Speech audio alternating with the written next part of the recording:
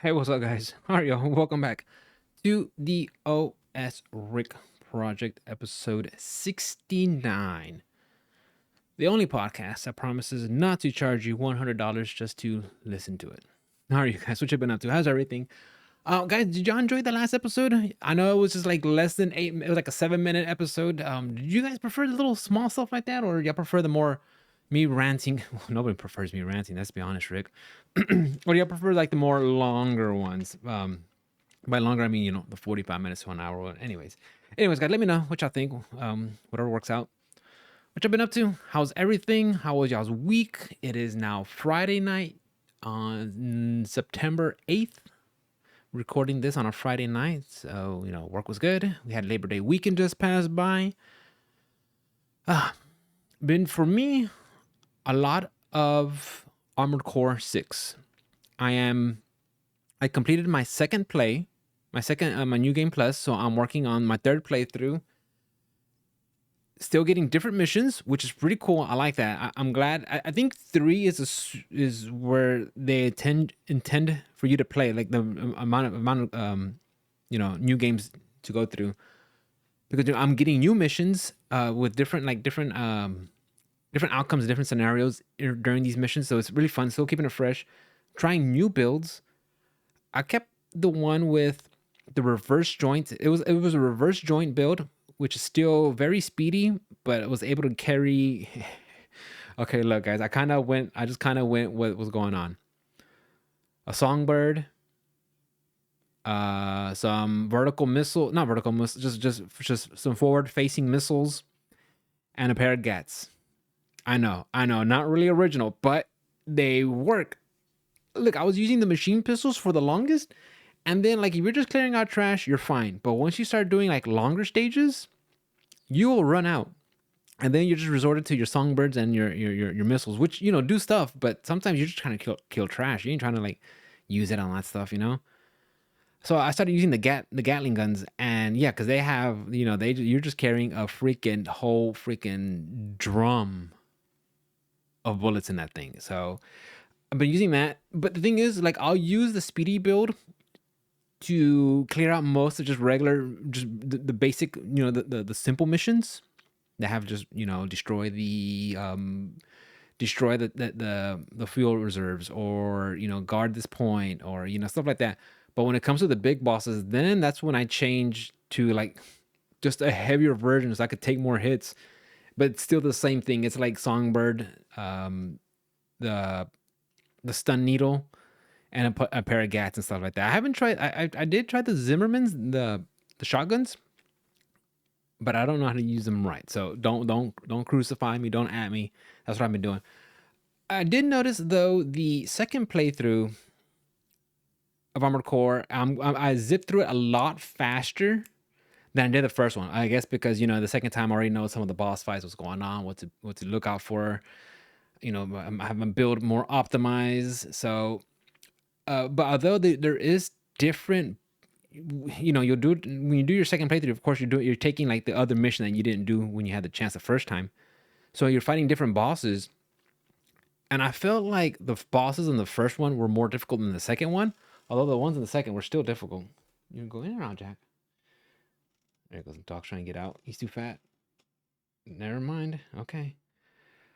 Oh, sorry. Oh yeah, but so I got to the very final boss on my second playthrough, and I was like, oh my god, dude.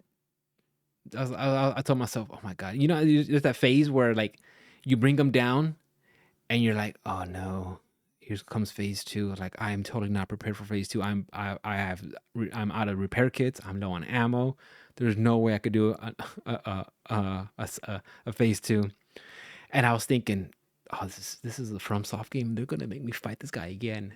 And then the battle actually finished. I'm like, oh, thank God, because I was like thinking, no way, like look, they had it done where they do it in FromSoft, right, where you like fight a boss and then somebody else comes in and like, great, now I gotta fight both of them. Or you fight somebody, you think you drop all their health, guess what, now it's phase two. So I was like, oh no, please don't do this to me, don't do this to me. And sure enough, the boss died and it was done, so I was able to finish. I was like, okay, cool.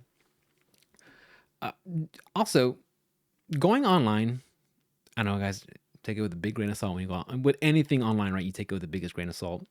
Some people are talking about there's a good ending and a bad ending. I was like, I did two endings already. I don't know which one was good or which one was bad because in the end, I think it's one of those very subjective, and you have to like think about it and reflect to how it, like, how the story ends and the rest of it plays out. Which I'm fine because to me, I feel that leaves it up to discussion, and you have to interpret everything that you saw and picked up along the way, and have to lay out all the key notes and everything. You have to like just ponder and talk about it. So I really do like that part again, a part of the game.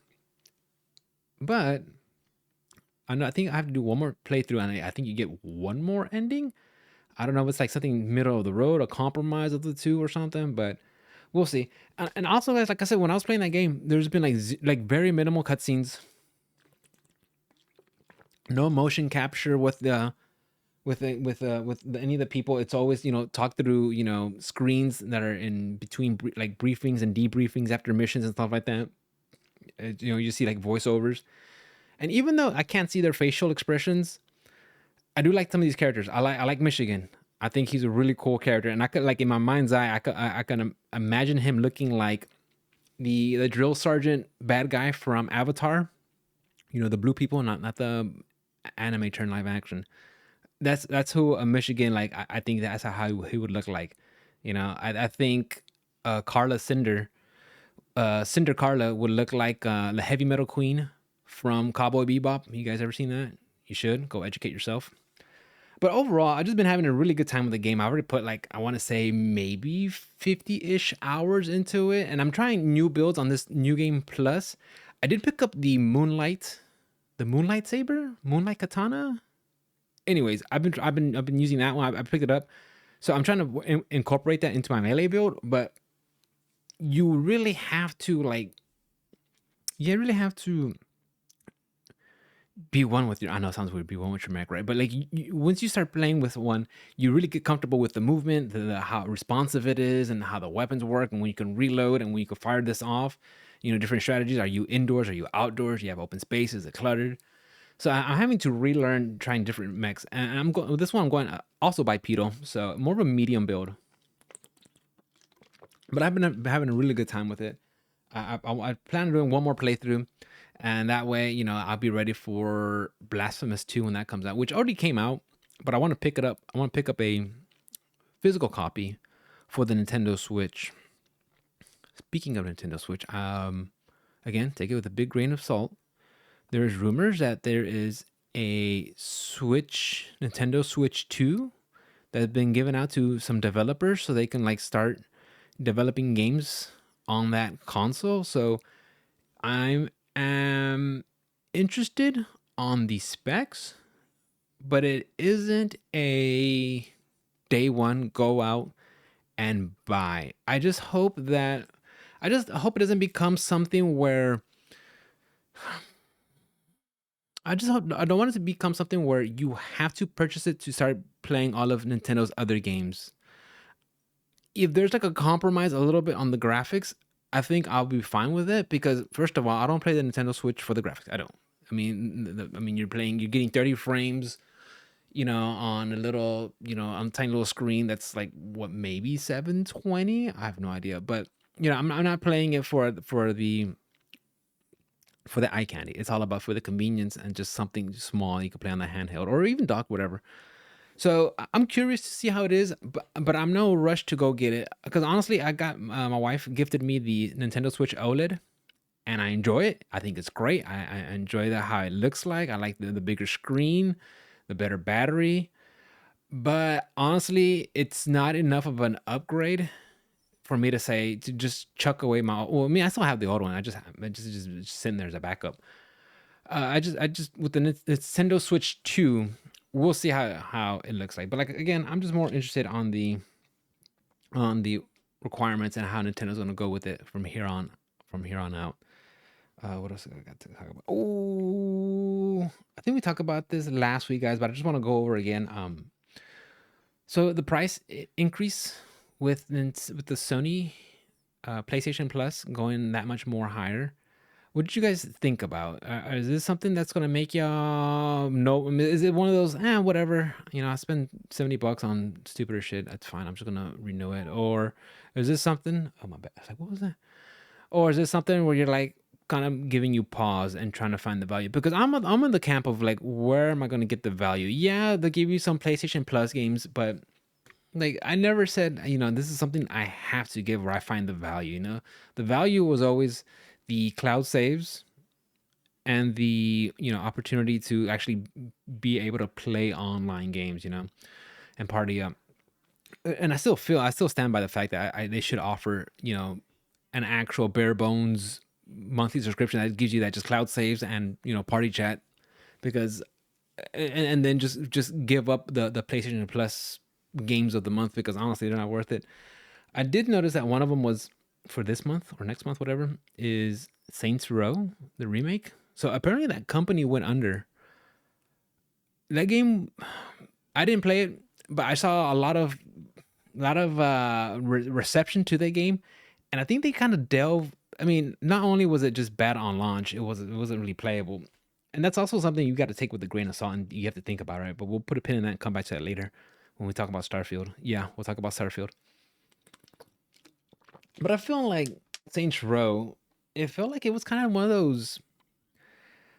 It just wants to check off all the boxes and have diversity and just have all this stuff included. And after a certain while, you start thinking like, who is this for? Like, who really cares what the main protagonist looks like? I mean, as long as I've always been in the camp of you make this character, someone make it a fun character, even though still have its flaws, and or you got to go with the whole like a blank sheet, kind of like how like FromSoft treats your character, or some characters. There's just which is a blank slate. They just talk to you and you just kind of fill them out as you go. I feel like this whole, and I'm really tired of seeing it. I think it's ridiculous. Nothing to mean to get mad over. Like I know some people get mad, like totally lose their stuff, and I totally get that. When you're trying to like play a game, get some escapism, and here they are like attacking you, and not attacking you, but they're kind of like, what's your pronoun? It's like, bro, I'm just want to play. I just want to play a game. I just want to play a game. I don't care what pronouns are going on, dude. Who gives a shit? You know? You guys ever played Mass Effect? Guess what? You're the male ship or female ship. That's it. I bet you if they made Mass Effect now, it'd be like, what are your pronouns? You have like a list of like 30 and shit. Like, what? Fae? Fim Fur? What does that mean? No one knows what that means. I'm just getting to the point now where it's just getting old. I'm getting tired of it. Like, who's this for? Who cares? Honestly, at this point, just make a game. It's like, why do you have to start leaking in like cultural war, political stuff into video games? It's like, if it's a part of telling a story, kind of like how Kojima did with Metal Gear Solid series, where war is bad. Okay, I get it, but he fleshed out a story with these unique, over the top characters, which has made it it made it a fun story, interesting story, right? But it's like when you just start beating me over the head and telling me, all right, this is him or her, it's a furry, G Jim, what are you like? Who cares, dude? Who cares? Like it just gets old quick. It just gets old quick, and it just feels like it's something like a lot of these game developers are just doing, I guess, just to fit in. And I just don't like that norm. I don't. It gets old quick. Anyways, guys, what are we talking about next? Oh, I do want to talk about something a little bit more serious. So it looks like the video game union is happening, and they're getting like, I think they're like getting help from like the actors union, which I'm kind of when it comes to unions, I'm I see the pros and cons of it. I sometimes I do feel, and I felt this way for the longest, that there were just politicians. It's all rigged, where they're here to line up their pockets. They want more people in the union because the more heads they have in there, the more they get off the money, the dues. And then when it comes to actually representing you, it's whatever. They'll fold whatever. You know, I don't want to talk about too much about my personal life and what I do, but if the union did come through this summer and did make a difference. I know some people aren't completely happy with the results of the contract. I am. I'm okay with it. I like it, and I think it's a step in the good direction.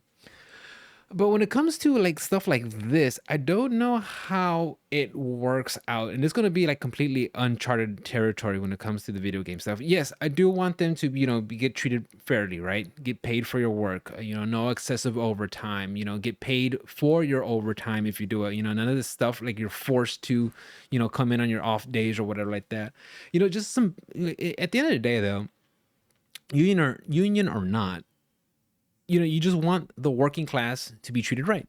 That's all it is. Whether you're a video game designer, sorry, a delivery driver, a factory worker, whatever it is, you just got to be treated right. And I hope that whatever comes of this union, and apparently it's some companies already like Activision Blizzard, EA, Epic Games, Blind Light, something from Disney character voices, Take Two, WB Games, Insomniac. So there's already some names already in there, getting to starting the union process, which I'm all for because you got to take care of people, man.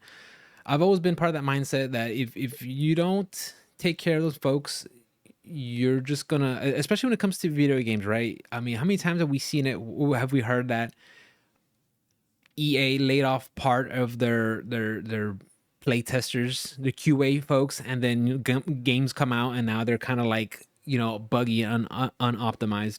It's like, guys, you would have hang on to that team. Yeah, I would have had your games come out in a lot better state, which is like the trend for 2023. A lot of these games are they just come out and then well, it's all on you. Maybe you need to upgrade your PC, which makes me want to transition into Starfield.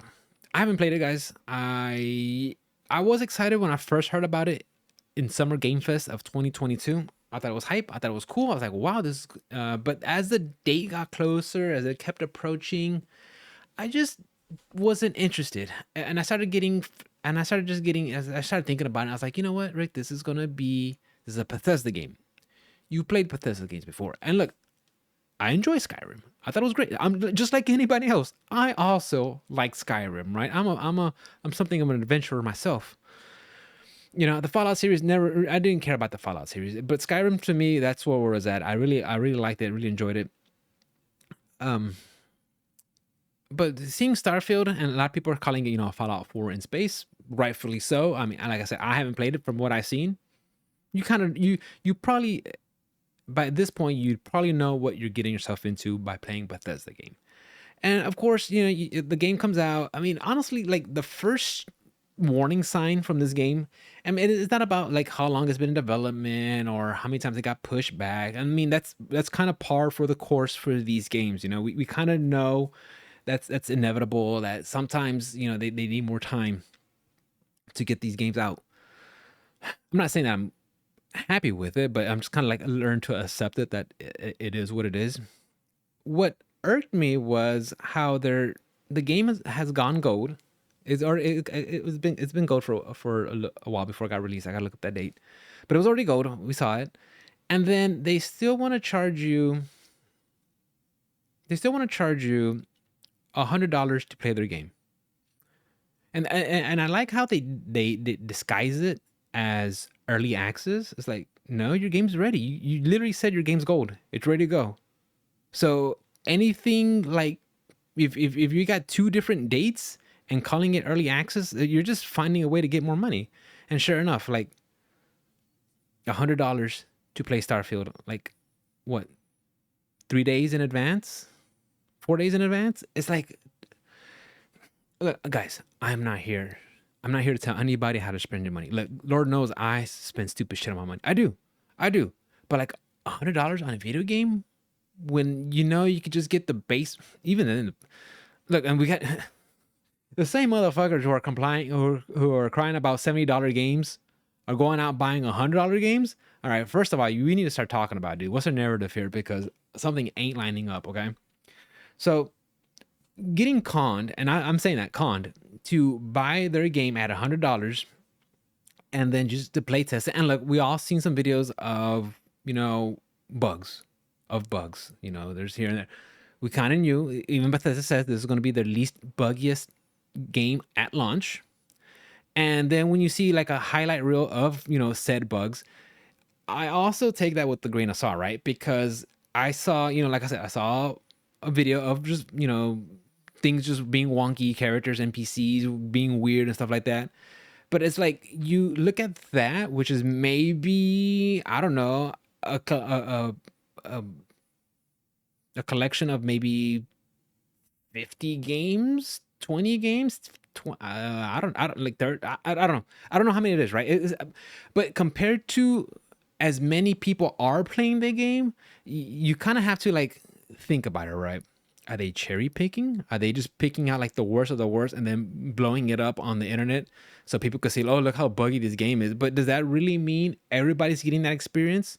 Now, I'm pretty sure on the console side is probably, they keep it locked at 30, so it could be a more steady experience.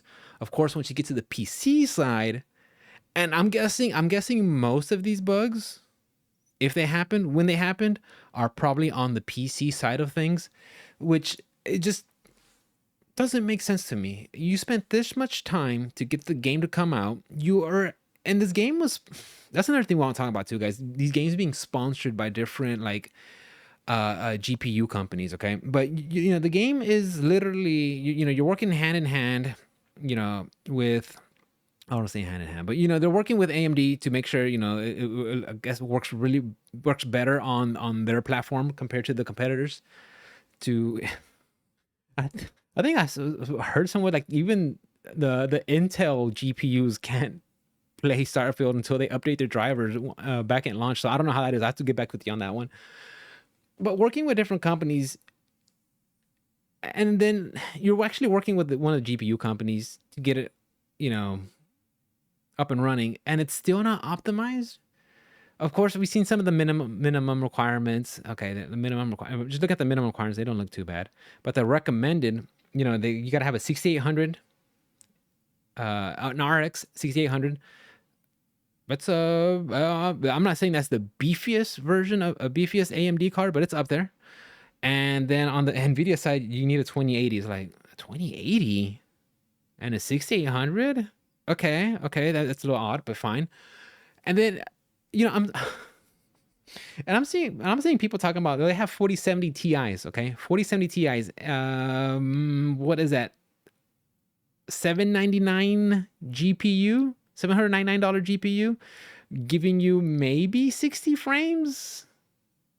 That doesn't like okay, there's something wrong here. I mean, the GPUs can obviously handle this. Those are what those that's a premium Nvidia GPU. It really is, okay? Your game can't run on that? It's not optimized? And then I'm sure you guys seen it by now, but they asked Todd Howard. They're like, "Hey, how come this game wasn't optimized for PC?" He's like, "Yeah, it is. Maybe you guys need to upgrade your PC." Bro, like, did you like think about this? Because I don't think you did at all. I mean, it's a hot take. He's probably just thinking out. He's just thinking out loud what he was going on through his head. Of course, you look, and we get it, guys. Look, you can't have a potato and expect to run the latest titles. You can't. You all right, right? But at the same time, even if you have some, if you have some respectable PC specs, you should still be pushing, I don't know, 120 frames, because at that point it's like, what are we doing here? Just leave it strictly on the console, where you can at least get, well, even then it's not even 60, it's 30. So I just find it really odd how,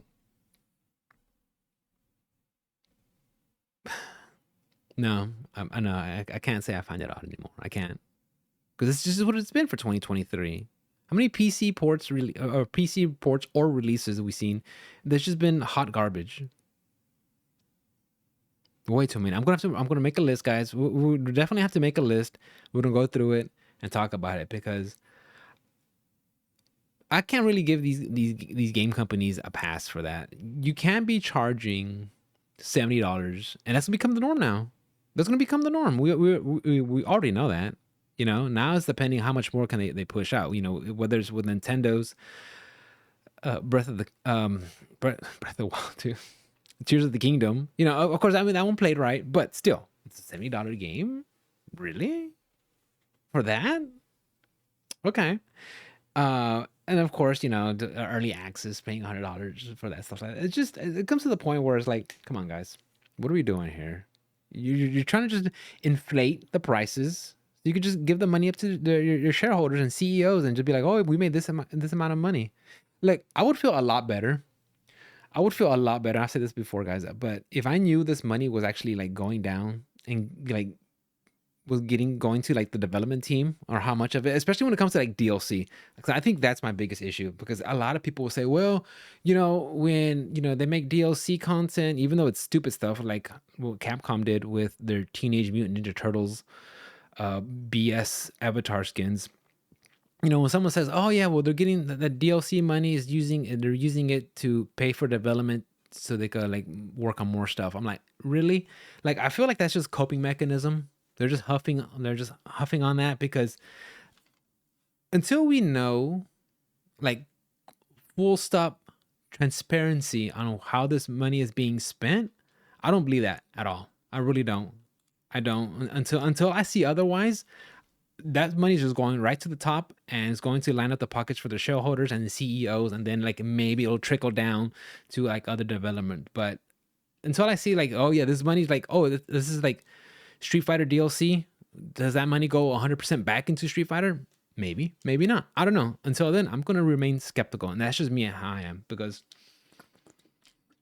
people tell me that like, look, I don't know, and neither do you. So at this point, we could just agree to disagree because until we find out, I mean, we could play the what about or the what if game forever, right? It'll be non-ending. We're talking about so PAX West happened. I didn't even know about it. I'll tell you the truth, I don't even really follow like PAX. What's going on with that stuff? And so what is it like esports tournaments or another game development? It's like it's PAX West, PAX East, is there a South, maybe even North? I don't know. But during PAX West, am I saying it right? PAX. Yoshi P was on there, and I think there was like a panel going on, and he announced there's gonna be two paid DLC for Final Fantasy 16. Okay, okay. I don't know what the original take was on DLC. I don't know if they said there was none in the works or there was nothing planned or they're being hush hush about it. But there's apparently two paid DLCs that be coming down the pipeline for it. I did enjoy the game. Did have a good time. If they are priced within like maybe $10, I might pick it up because I did have a good time with it. And I'm not saying that I'm not saying I wouldn't come back to the game, but for something small like a little DLC, a couple hours of some content stuff like that, I would have to look into it first, of course. But I would lean into towards getting it because I did have a good time with it. It is a fun game. I think people should experience it. Is it a Final Fantasy game? And at its core, no, not really. But it was an action. It was a fun action adventure game. I would give it that. They said they're gonna. They also said they have a PC port in development, which is okay, not too bad. Can't wait. Can't wait. I definitely want to see more of that. Square Enix ports to PC. I don't know how they land because I don't have too many on PC. I believe when Final Fantasy VII Remake finally did come out, it wasn't the best, but I'm not too sure. I can't. I mean, it's weird, right? Because as long as the game is optimized to play on steady 120 frames, 60 to 120 frames, and it is optimized, I'm probably gonna be fine. Now, I'm sure you can get into the weeds and you can start talking about, well, does it have anti-aliasing or does it have this? Does it have that? What's the depth of field? Does it have lens flares? Does it have this motion? I mean, that when you get into the weeds, I guess you can find an argument for that. I mean, that's why I really enjoy Digital Foundry when they do stuff like that and they talk about it. But of course, I do feel like they just get into it too much where like they show two pictures and like if you see here the rocks ain't developed, and a lot of times I'm like, bro, I wasn't even looking at those rocks. I wasn't even looking at those rocks. I was just, I was looking at Clive's chest. Okay. So I mean, they say a PC port is in development. I will be. I like to. I'll keep my eye on it and see how it looks like when it comes out. But since I already have a copy on the PlayStation, but now actually, I take that back. I mean, I won't get on PC since I already have a copy. But I do have some friends who don't have a PlayStation 5 and all they have is a PC. And I think that'd be a good way for them to experience it, barring they don't screw it up too much and make you force you to upgrade your PC because you don't. Freaking Todd Howard, it just works. It just works. I can't believe this guy said that. Yeah. So I mean, I guess that's another way for people who do not have a PlayStation 5 to enjoy Final Fantasy 16. Because I know some people who they don't have a PS5 and they would like to play it on eventually play it. So yeah, I guess the way for to get them. And also they talked about they'll have new character outfits and weapon skins, which that would have been nice to have with that would have been nice to have to see that. Not so much. I mean, because even like your armor, it was always like kind of accessories. It was either like a belt, bracers, and like what was the other thing you have? Belt, bracers. What was the other piece of armor you would have? I'm blanking on it, guys. Sorry, but yeah, I mean, Clive was always like the same. But it would have been nice if they would have just had some like different outfits to begin with to let you start off with that you weren't being charged for. I mean, but they're going to be free, so that'd be great. Same with the weapon. Oh, the weapons, you did see a difference in the weapons every time you upgraded, which is pretty cool. But some of them did look cooler than the others, and it kind of sucks sometimes. Like, man, I really like how this one looks, or I really do not like how this one looks, and I want to change it. But yeah. Apparently, so got some more stuff for Final Fantasy 16 coming out. So hopefully it'll be well received and something we can watch and enjoy and look at it. But yeah, it definitely it's a step in the right direction. Step in the right direction. What else, guys? I think that's it. I think that's it for everything else that I didn't talked about. Um, I do want to talk about. I kind of want to talk about more Armored Core, but I think we're in a good spot. I think we should wrap it up. Um, guys, thank you for listening. I really appreciate it. Go play some games. Go take care of yourselves. Go do something fun. If you are working outside, make sure you're very careful, guys. It is still very hot out there, so just be careful.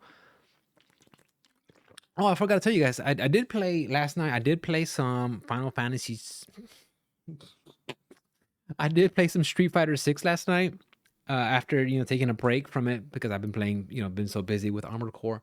But going back into Street Fighter 6, I was able to get back in there. It was pretty steady. I think I had more wins than losses, so that's good place to be in.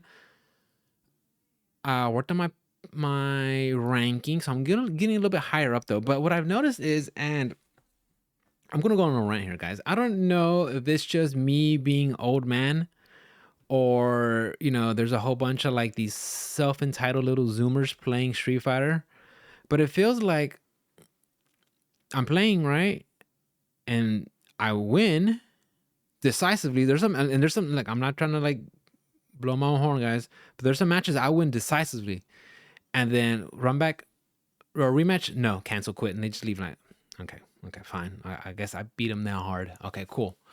And then I fight some other people and I barely lose. I'm like, okay, all right. Second game, I'll get you. I'm figuring out your shenanigans. Quit. They just leave. I'm like, what's going on? It's like what's going on here, guys? Like, how are you gonna get better at fighting games? You got someone here that's ready to play a set. You're starting to know their character. They're starting to know your character and your play style, and then you just up and leave. Like, every once in a while, probably I'll be like, what, maybe someone's at the door, or, dinner's ready. But for the most part, it's like when it starts happening multiple times, like on a Thursday evening, it's like you start thinking. And actually, there'll be a couple of times where I'll come across the same player because I'll make a note. I make a mental note of who I'm playing. Right? I'll see the player, and I'll win one, and then they'll take off and run. And of course, the Capcom match, CFN, Capcom Fighting Network, they keep you kind of they keep it around the same play. I know they said they changed the matchmaking, but you still get some, you'll play some people again. So I noticed last night I beat this one person. They quit. I did some other matches, whatever, and then we got paired up again. I won the first game, and sure enough, they just took off. I'm like, like you, and it was a JP player, guys, a JP player. Like those are the ones where it's like, look, I don't hate JP players, okay? I don't hate. I'm just going to rant here, guys. It's just how I feel. I don't hate JP players, but it's just like, come on, dude, you want to get good? You want to prove you're good? Come on, let's play again. Let's play again. I almost beat you. Give me the run back. Let's go. And then you just leave. It's like, well, how many times are you gonna get this one and dones and just get your points and just and leave? Like it comes to the point where usually I don't. It doesn't bother me, but it's starting to happen a lot more. And I don't know what it is, guys. I don't know. Is it because there's just a whole new younger crowd, and they don't. And I don't want to say there's like etiquettes or like unwritten rules. Maybe unwritten rules. But you get the run back, dude. Get back in there. Learn. Anyways, guys. I just wanted to rant that because like I said, it happened to me. And I'm gonna play again tonight. I'm gonna do another a Friday night after hour stream and we'll see how that goes. Usually the best part is when like I start going in a downward spiral. That's the best part because I start losing my S and I start getting tilted and people are just hanging out cheering me on. So yeah, guys, if you want to support the channel, support the podcast, you guys can always drop in during my streams. I'm always same moniker, twitch.tv OS_R1CK. Make sure you guys are jump in there and just hang out, say hello and tell me what's up. If you guys want to help out the channel, just share, tell your friends about it. That'd be the best way to do it. I would really appreciate it. And of course, all the algorithm stuff, share, like, comment on YouTube when you see the stuff. And no, I am not going to be doing those stupid like grabbing my face, freaking, thumbnails to put on I freaking hate that. There's a line from Herman Melville, the writer of Moby Dick. I'd rather fail in originality than succeed in imitation. That's a really good line, guys. Be yourselves. Do whatever you want. Don't fall for the whole I gotta do these stupid thumbnails just to get what you call it. And I gotta have the algorithms, do everything that for the algorithms to catch me. But do like and subscribe for the algorithms to catch me and put you to your spaces. Anyways, guys, I love you. I appreciate you. Go play some video games. Take care of yourselves. Have fun. Hey, guys, remember, games are meant to be hard. Not okay. Games are meant to be fun. But if you come across a hard game, it's okay. It's okay. Play Armored Core, okay? Don't get filtered. Don't get mad. If you're a fan of FromSoft, give Armored Core its fair shake because I feel some people are getting filtered out by the freaking helicopter boss, and I don't think that's right. I think you should actually play the game, go through it, and experience it because this is what a game's about. Pushing you until you get better. And that's all it is, right? Play games. Have fun. Get good at it. Good, scrubs. All right. I love y'all. Peace out. I'll see y'all next week. Bye.